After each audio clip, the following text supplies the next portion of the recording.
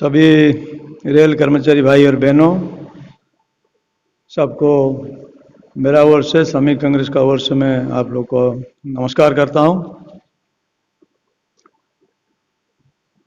आज आप लोग को एक सूचना मैं देना चाहता हूं कि आप लोग यूपीएससी का बारे में जो कुछ सुना, अब तक आप लोग को क्लैरिफिकेशन नहीं मिला, इसलिए बहुत गलत चीज़ का ऊपर में आप लोग चलते हैं। आप सब लोग को, जो नौजवान है, सारे नौजवान को मैं धन्यवाद देता हूं कि 20 साल हो गया ईस्ट कोस्ट रेलवे श्रमिक कांग्रेस और एनएफआर का साथ देके हम लोग एनपीएस का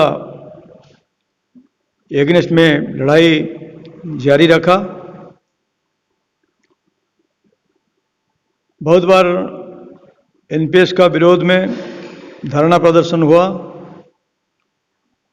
जुलाई 11 तारीख 2016 में स्ट्राइक भी कॉल हुआ था,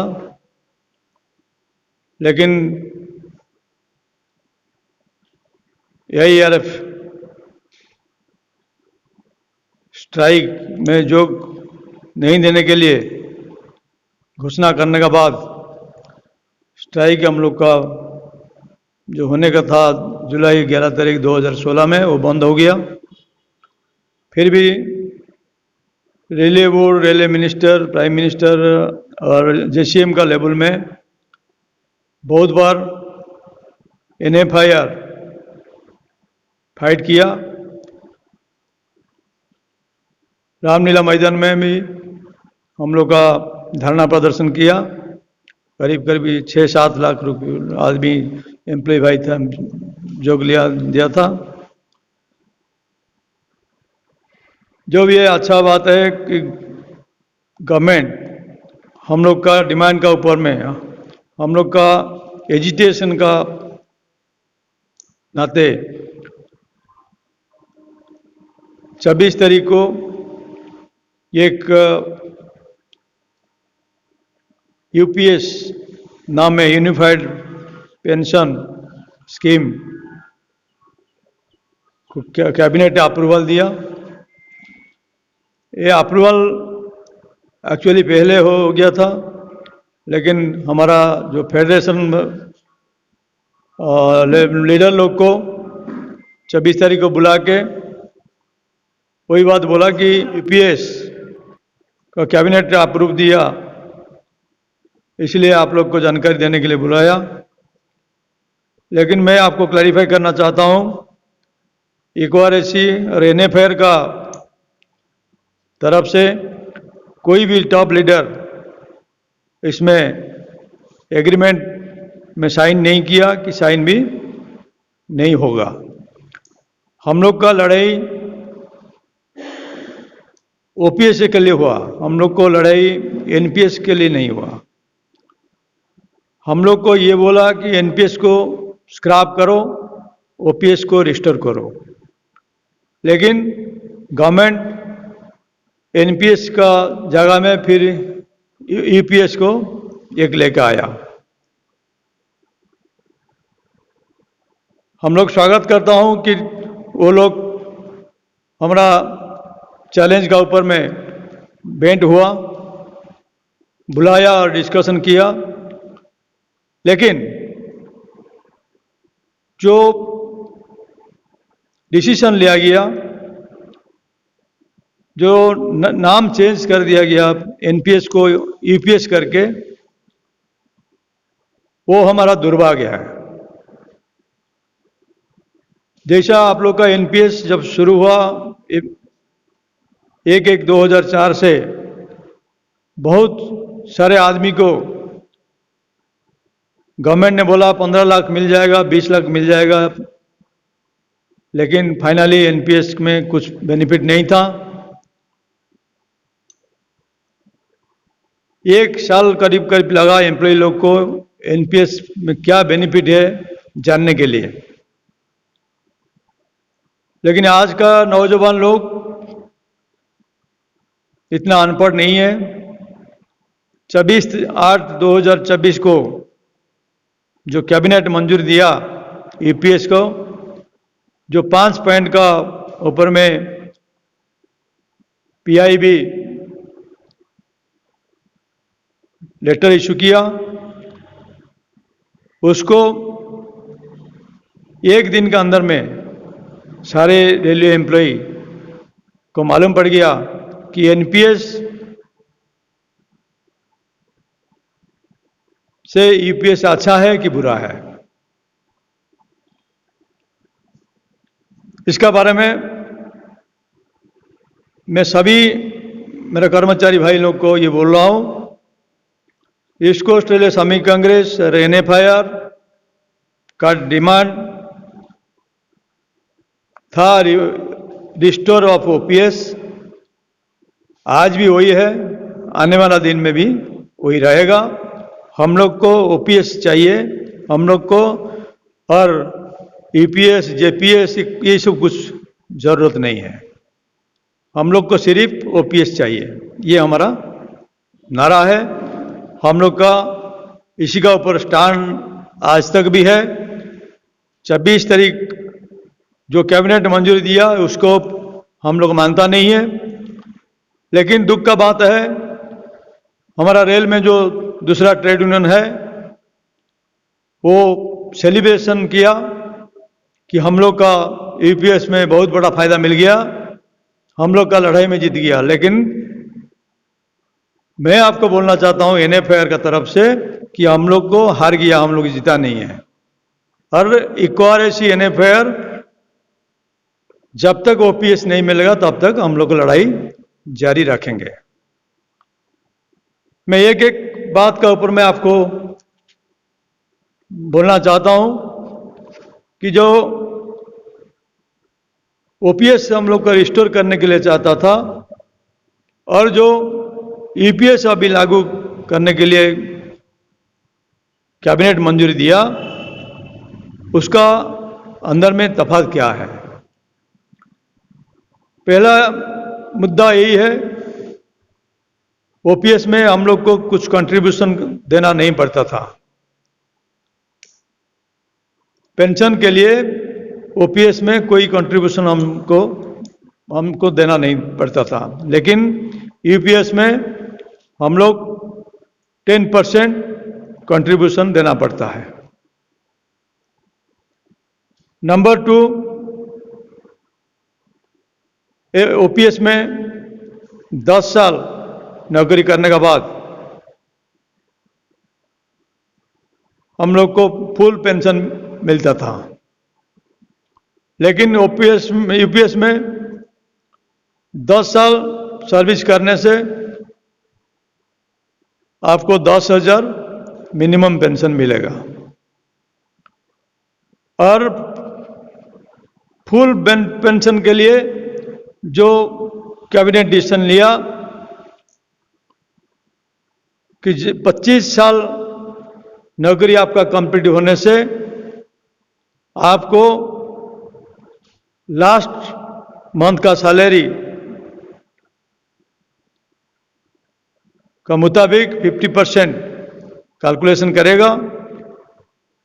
लास्ट ईयर का 12 महीना को कैलकुलेशन करके उसका साथ डीए जोड़ के उसका 50% पेंशन में दिया जाएगा।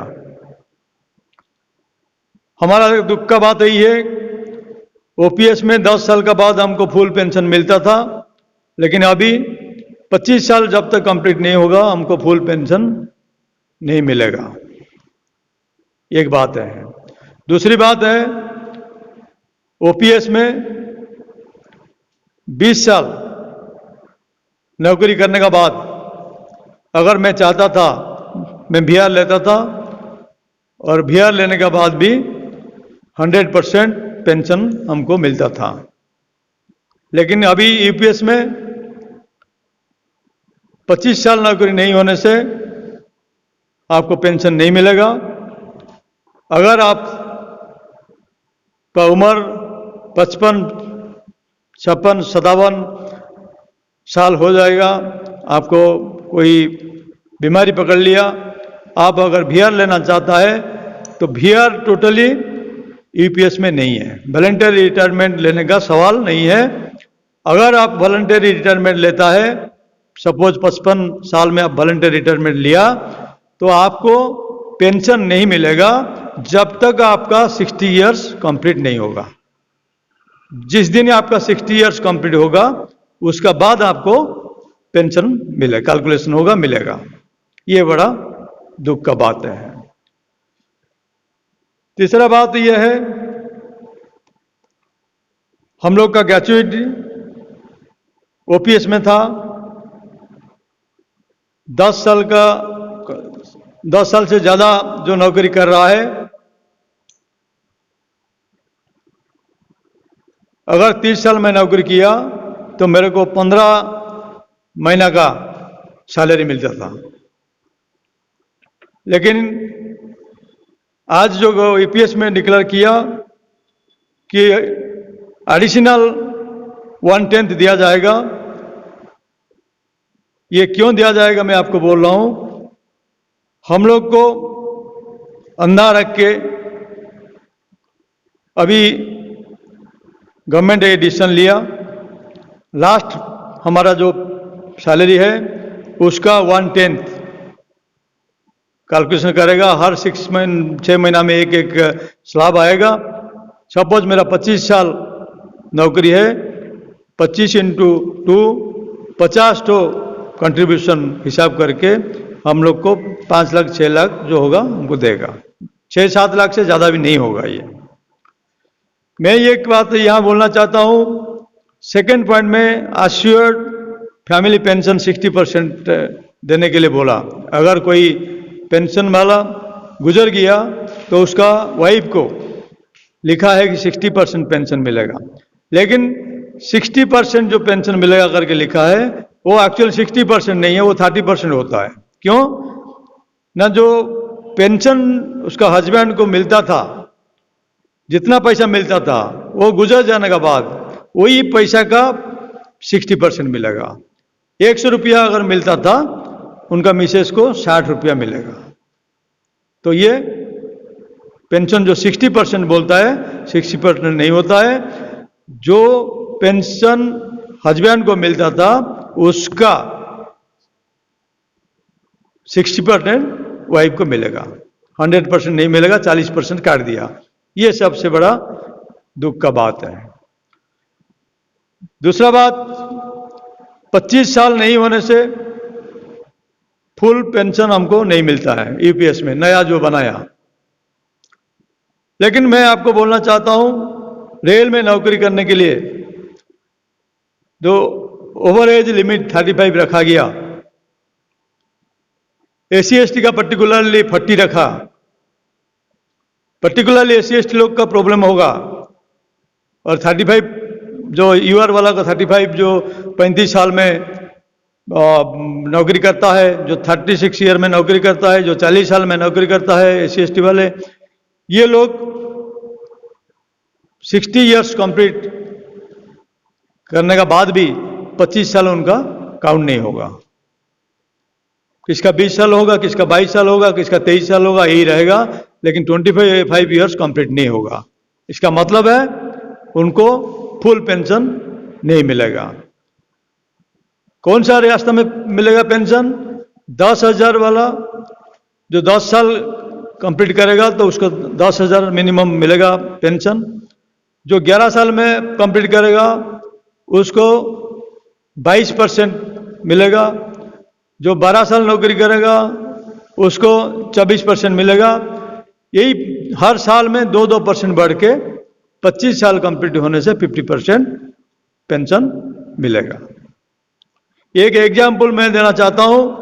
सबसे कम जो कैलकुलेशन किया मिनिमम तनख्वाह वाला रेलवे में 18,000 उनका होता है बेसिक पे, और उसमें डीए जोड़ने से 50%, डीए 9,000 होता है। 18,927,000 उसका डीए और सैलरी मिला के होता है। इसमें एम्प्लॉय कंट्रीब्यूशन जो है 10% जो देता है, ये हो गया 2700।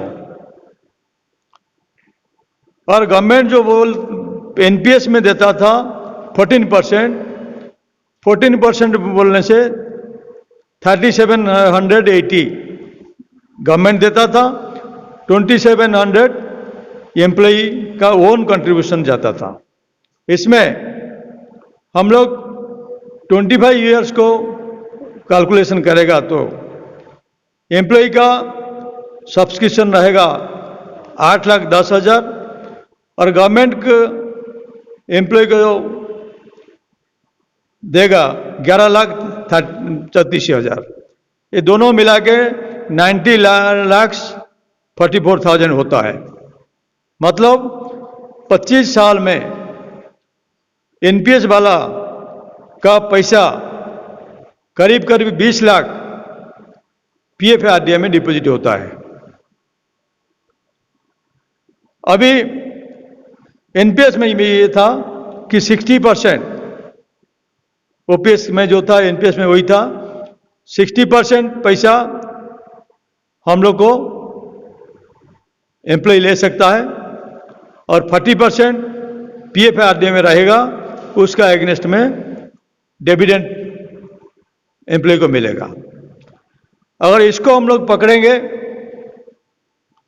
तो 19,44,000 का 60% बोलने से 11,66,400 एम्प्लॉय ले सकता है। 40% बोलने से 7,77,600 रुपया आपका 40% में रहेगा पीएफआरडीए में। दोनों को मिलाने से 11,340 रुपया इंटरेस्ट हमको मिलता है। 11,66,400 प्लस 7,77,600, ये दोनों को मिलाने से 19,44,000 होता है। उसका मिनिमम 7% में हम लोग का जो इंटरेस्ट मिलेगा वो होता है 11,340। लेकिन यूपीएस में गवर्नमेंट जो बोला कि लास्ट साल का 12 महीना का जो बेसिक पे डीए मिला के एवरेज लेके जो पेंशन देगा वो कितना देगा ना, 13,500 रुपया देगा। यहां हमारा पैसा देने के लिए नहीं बोल रहा है। जो 10% हम लोग का एम्प्लॉय का पैसा कटता है, 25 साल में 8,10,000 रुपया एम्प्लॉय का पैसा पीएफआरडीए में है। मेरा पैसा, मेरा काम करके कष्ट करके मैं जो पैसा कमाया, मेरा पैसा 8,10,000 वो नहीं देता है। यूपीएस में बोल दिया, अब तक कुछ नहीं बोला उसका ऊपर में। मेरा पैसा 8,10,000, सरकार का जो देने वाला था मेरे को 11,34,000, ये दोनों को मिलाने से जो पैसा होता है उसका जो इंटरेस्ट होता है वो 11,340 रुपया महीना में आता है। लेकिन गवर्नमेंट देता है 13,500 रुपया पेंशन यूपीएस में। मतलब गवर्नमेंट को 2,160 रुपया हाथ से जाता है। लेकिन जब 1,350 रुपया हमको दे रहा है, हमारा पैसा 20 लाख रुपया गवर्नमेंट का पास रहता है। अगर वो 20 लाख रुपया मैं लाके कहाँ फिक्स कर देगा तो 5 साल में मेरे को डबल हो जाएगा, 40 लाख हो जाएगा। तो इसमें जो पेंशन बोल रहे हैं 50% पेंशन बेसिक का लास्ट पे का 50% दे दिया करके, ये पूरा टोटल गलत चीज है। इसमें मैं आपको बोलना चाहता हूं 25 साल नौकरी करने के बाद मेरा जो 20 लाख पीएफआरडीए में रहा पैसा, हमको महीना को 13,500 रुपया पेंशन देगा ईपीएस में। अगर ये देखा जाएगा 20 लाख का इंटरेस्ट जो है वही पैसा लेके हमको पेंशन देता है। और एक बात है, मेरे को 60 इयर्स उम्र हो गया, 60 साल का बाद मैं रिटायर्ड हुआ। मैं 85 तक बच सकता है और 25 इयर्स में पकड़ता हूं। 60 साल में मैं रिटायर्ड हो गया। पहले सिस्टम ये था, रिटायर्ड होने के बाद 80 साल, 50 साल, 90 साल, 95 साल, ये साल का मुताबिक हर 5 इयर्स में हम लोग का पेंशन रिव्यू होता था, पेंशन बढ़ता था। लेकिन ये यूपीएस में वो सिस्टम नहीं है। मेरे को 60 साल में 13,500 दिया पेंशन, वही 13,500 कंटिन्यू करेगा मैं मरने तक। लेकिन वहीं पे मैं बात करना चाहता हूं, जो 20 लाख रुपया मेरे को 60 साल उम्र में पीएफआरडीए में डिपॉजिट था, उसका इंटरेस्ट, कंपाउंडिंग इंटरेस्ट पकड़ने से मेरे को अगर जो उम्र 85 हो जाएगा, मेरा पैसा पीएफआरडीए में करीब करीब 40 लाख डिपॉजिट रहेगा। वो पैसा, हमारा पैसा गवर्नमेंट के पास रहेगा, मेरे को नहीं मिलेगा। तो ये सारे गलत चीज है कि मेरे से जो पैसा कटता है, मेरा कंट्रीब्यूशन पैसा सरकार नहीं दे के, घुमा फिर के उसको बैंक में रख के उसका इंटरेस्ट को लेके हमको पेंशन देगा करके बोलता है कि 50% ऑफ द लास्ट सैलरी हम लोग को पेंशन दे देता है। लेकिन मैं तो 18,000 सैलरी का बात में बोला। अगर ऊपर चढ़ जाएगा, जिसका 50,000 सैलरी है, ये ईपीएस में जाएगा तो करोड़ रुपया उनका घाटा होगा। करीब करीब 10 करोड़ रुपया इनका रिटायर्ड तक पीएफआरडीए में जमा रहेगा, इनको एक पैसा नहीं मिलेगा। ये यूपीएस में हम लोग को कुछ फायदा नहीं है। मैं ये बोलना चाहता हूं, यूपीएस होने का कारण हम लोग का सीजीआईएस यूपीएस में नहीं है, लेकिन ओपीएस में हमको मिलता था। हम लोग को बोला कि 1/10 आपको मिलेगा। 1/10 मतलब 20 लाख रुपया हमारा पैसा बैंक में रखा गवर्नमेंट, हमको रिटायरमेंट में बोल रहा है आपको पेंशन देगा, ग्रेचुइटी देगा, और ग्रेचुइटी का बाद 1/10 मैंने 60 कंट्रीब्यूशन जो करता है, 60 नंबर्स ना, 60 साल में 2 होता है, उसको बोल रहा है 6 महीना में 1 है, तो 60 कंट्रीब्यूशन का पैसा हमको देगा, हर 6 महीना में 1 देगा। उसको टोटल हम लोग कैलकुलेशन किया तो 6 लाख 7 लाख होता है रिटायरमेंट का टाइम में, वो दे देगा। ओपीएस में था मेरा 100% पेंशन से मैं 40% कम्यूटेशन करता था। मेरे को पैसा जरूरत है, मैं 100% पेंशन नहीं लेगा, 40% मैं बेच देता था गवर्नमेंट को। वो पैसा मेरे को आने से मैं घर बनाता था, मेरा लड़की शादी करता था, कुछ भी करता था। लेकिन वो 40% कम्यूटेशन सिस्टम भी यूपीएस में नहीं है, वो भी खत्म कर दिया। इसके लिए भी प्रॉब्लम है। दूसरा बात, एक एम्प्लॉय को अगर रिटायर करने के लिए 6 महीना बाकी है, 6 महीने का पहले उसको प्रमोशन मिला, 2800 ग्रेड पे में था, उसको 4200 ग्रेड पे प्रमोशन हुआ रिटायरमेंट का 6 महीना पहले। ओपीएस में क्या होता था ना, लास्ट पे का 50% मिलता था, मतलब 4200 ग्रेड पे में जो सैलरी होता था, जो डीए होता था, उसका 50% मिलता था। लेकिन अभी यूपीएस में क्या डिसाइड किया, ये लोग डिसाइड किया कि जहां तक आपका 2800 ग्रेड पे था, वहां 2800 ग्रेड पे में सैलरी बेसिक पे और डीए हिसाब होगा। जब से प्रमोशन मिला, उसका जो 4 महीना की 5 महीना उसका 4200 में कैलकुलेशन होगा, दोनों को मिला के एवरेज करके आपका पेंशन फिक्स किया जाएगा। तो इसमें टोटली हमारा 4 महीना 5 महीना रिटायरमेंट का पहले जो अगर किसी को प्रमोशन मिलेगा तो उसको कुछ बेनिफिट नहीं मिलेगा, उसका लॉस ही लॉस है। बेसिकली ब्रांच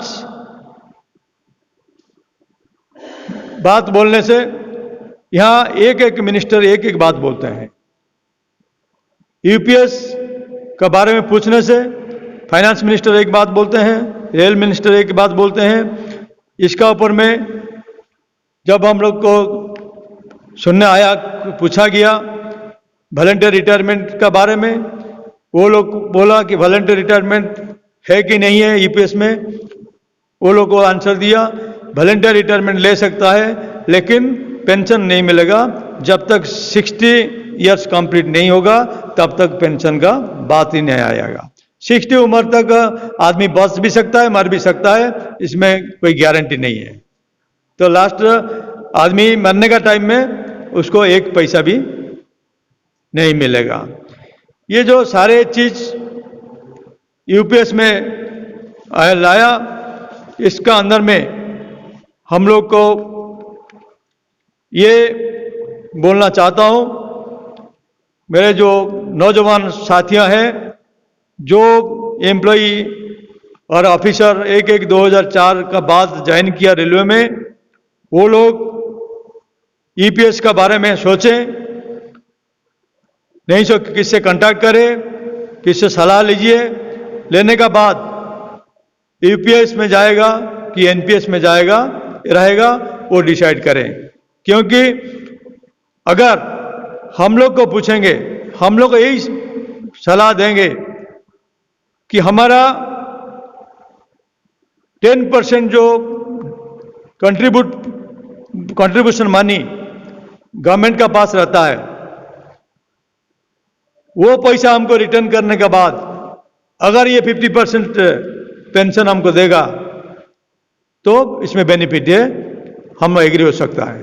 लेकिन हमारा पैसा, हमारा 10% कंट्रीब्यूशन पैसा जो सरकार नहीं दे के पेंशन देने के लिए बोलता है, वो हमारा पैसा का जो इंटरेस्ट है वही पैसा हमको रिटर्न करता है। और अभी बोल रहा है 18.5% देगा, गवर्नमेंट देगा एम्प्लॉय को। एनपीएस में 14% देता था, अभी यूपीएस में बोलते हैं 18.5% देगा। अरे हमारा 10% तो जो गवर्नमेंट रिटर्न नहीं कर पा रहा है, चाहे 20% हो, चाहे 18.5% हो, चाहे 50% देना, उसमें फायदा क्या है? सरकार का पैसा कैसे देगा? हमारा 10% पैसा तो नहीं देता है, सरकार बोलेगा 18.5% कर दिया, 28% कर दिया, इसका कोई मतलब नहीं है। पहले मेरा 10% जो है मेरे को रिटर्न करना चाहिए विथ इंटरेस्ट, कंपाउंडिंग इंटरेस्ट में। जब रिटायर करेगा मेरा जो कंट्रीब्यूशन मनी हमको विथ इंटरेस्ट मिल जाना चाहिए, ये हमारा डिमांड है। तो ये सारे चीज को लेके मैं मेरा नौजवान साथियों से ये अनुरोध करता हूं, जो आदमी सेलिब्रेट किया कि हम लोग जीत गया, एनपीएस को हटा दिया, यूपीएस को लेके आ गया, वो जो लोग सेलिब्रेट कर रहा है, वो सेलिब्रेट करना लोग को पूछना चाहिए, भाई आप लोग इसको कैलकुलेशन करके देखा कि नहीं देखा? आप लोग को सब पता चल जाएगा जब मेमोरेंडम निकलेगा। आज तक मेमोरेंडम नहीं निकला, फिर गवर्नमेंट बोल रहा है 1/4/2025 से लागू होगा। 1/4/25 से लागू होगा करके जो बोला, अंदर में जितना महीना अभी है 4-8 महीना, ये 8 महीना का अंदर बहुत कुछ चेंज कर सकता है। तो ये गवर्नमेंट को हम लोग को यही रिक्वेस्ट कर रहा हूं, हमारा जो कंट्रीब्यूशन मनी और गवर्नमेंट का जो कंट्रीब्यूशन मनी, ये दोनों को मिला के जितना अमाउंट होता है उसका 60% हमको देने का बाद अगर पेंशन में 50% ऑफ द लास्ट सैलरी देगा तो ये हम लोग के लिए अच्छा होगा। सबको बेनिफिट मिलेगा। और वीआर को 20 साल में लागू करना चाहिए। 25 इयर्स जो मिनिमम सर्विस, उसको 20 इयर्स करना चाहिए। ओपीएस का साथ कंपेयर करना चाहिए। एनपीएस का साथ हमारा कोई लेना देना नहीं है। हम लोग का नारा, हम लोग का डिमांड यही है कि हम लोग को ओपीएस चाहिए, ना हमको एनपीएस चाहिए, ना हमको ईपीएस चाहिए, ना हमको जेपीएस चाहिए। तो हम लोग का इक्वारेसी का तरफ से, एनएफआईआर का तरफ से सारे लीडर लोग, हम लोग आज मीटिंग हुआ। हमारा मीटिंग में यही हम लोग का पास हुआ कि हम लोग जब तक ओपीएस नहीं मिलेगा तब तक हम लोग का लड़ाई जारी रहेगा। इसलिए मैं सभी मेरा रेल कर्मचारी भाई जो एनपीएस भाई लोग हैं, उनसे मेरा अनुरोध है, उनको गड़ा में गिराने के लिए कभी इक्वारेसी एनएफआईआर कोशिश नहीं किया, कि करेंगे भी नहीं। हमेशा हमारा रेल कर्मचारी भाई लोग का हित में हम लोग काम करते हैं। हमारा रेल परिवार को अच्छा पैसा मिलेगा, अच्छा स्वास्थ्य मिलेगा, ये सारे चीज देखभाल करने के लिए हम लोग को कोशिश करते हैं। रही दूसरी बात, हमारा अभी 24 तारीख अगस्त 2024 में हमारा डॉक्टर राघवैया साहब, general secretary NFIR, first time प्रधानमंत्री को मेमोरेंडम सबमिट किया कि हम लोग 7th पे कमीशन से 10 साल हो चुका है, अभी 8th पे कमीशन सेटअप करने के लिए डिमांड हम लोग किया। 8th पे कमीशन करने के लिए कमेटी बैठाई है और 8th पे कमीशन में मिनिमम सैलरी एम्प्लॉय का 32,500 रखने के लिए भी हम लोग को मुद्दा प्लेस किया। प्राइम मिनिस्टर को हम लोग को डिमांड प्लेस कर चुका है। 8th पे कमीशन के लिए हम लोग को डिमांड कर चुका है। 8th पे कमीशन में मिनिमम सैलरी 32,500 सर्वनिम्न रहना जरूरी है। ये भी हम लोग को प्रधानमंत्री को मेमोरेंडम दे चुका है।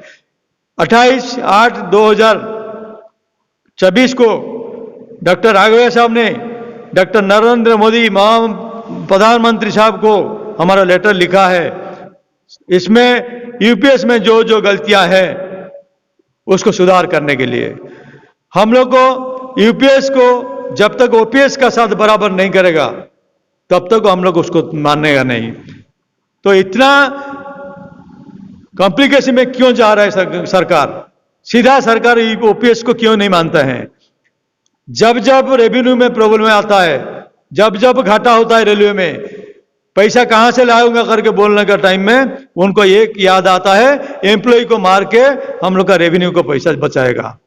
ये एम्प्लॉय को दिखाई देता है। एम्प्लॉय 17 लाख से आज आके 11 लाख पहुंच चुका है। 6 लाख कर्मचारी चला गया। रेलवे का कैपेसिटी 17 लाख से 11 लाख हो गया। लेकिन अभी भी एम्प्लॉय का पैसा का ऊपर में सरकार का हमेशा ध्यान है।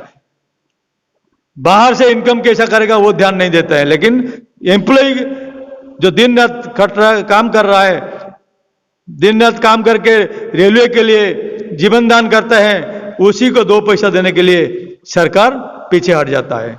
तो इसीलिए ये सारे चीज को लेके हम लोग यही सलाह दूंगा सारे मेरा जो एनपीएस भाई लोग हैं, एनपीएस ऑफिसर्स हैं, सबको मैं रिक्वेस्ट करता हूं, आप लोग ध्यान से ईपीएस का मेमोरेंडम निकलना तक वेट करो। मेमोरेंडम को सही ढंग से पढ़ो, मेमोरेंडम को जज करो, आपका कितना लॉस होता है, आपका कितना बेनिफिट होता है, सारे देखने के बाद जो डिसीजन लेना है डिसीजन ले लो। लेकिन आज का दिन में हम इक्वारेसी बोल रहा है, एनएफआईआर बोल रहा है, हम लोग कोई एग्रीमेंट में साइन नहीं किया। हम लोग को ईपीएस का एग्नेस्ट में है। हम ईपीएस लागू करने के लिए हम लोग एग्री नहीं है। ये पेंशन स्कीम को हम कभी नहीं मानेंगे। हम लोग हमेशा ओल्ड पेंशन स्कीम को रिस्टोर करने के लिए डिमांड रखा है, आज रखता हूं, आने वाला दिन में भी रखेंगे। जब तक ओपीएस नहीं आएगा तब तक हम लोग का यही लड़ाई जारी रहेंगे। ये हमारा डिसीजन है। इतना ही बोल रहा हूँ और प्रभु जगन्नाथ से प्रार्थना कर रहा हूँ सारा एम्प्लॉय भाई और उनका परिवार को जगन्नाथ आशीर्वाद करें, वो अच्छा से रहे, उनका फाइनेंशियल स्टेटस डेवलप होने के लिए भी प्रार्थना कर रहा हूँ। सब तंदुरुस्त रह के रेल में काम करें और जो प्रॉब्लम होगा इक्वारेसी हमेशा उनका सेवक का माफी काम करने के लिए तैयार है। हमारा सारे लीडर्स आज निष्पत्ति लिया है कि हम लोग यूपीएस का एग्नेस्ट में हम लोग जाएंगे और नाराबाजी करेंगे, सरकार का कान में पहुंचाएंगे, हर एम्प्लॉय को बोलेंगे एक एक लेटर पोस्ट कार्ड लिख के आई एम ऑब्जेक्टिंग यूपीएस करके प्रधानमंत्री को भेजेंगे। ये सारे हम लोग को काम आने वाला दिन में करेंगे। यही बोल के मेरा वक्तव्य समाप्त करता हूं। नमस्कार, जय हिंद, जय भारत।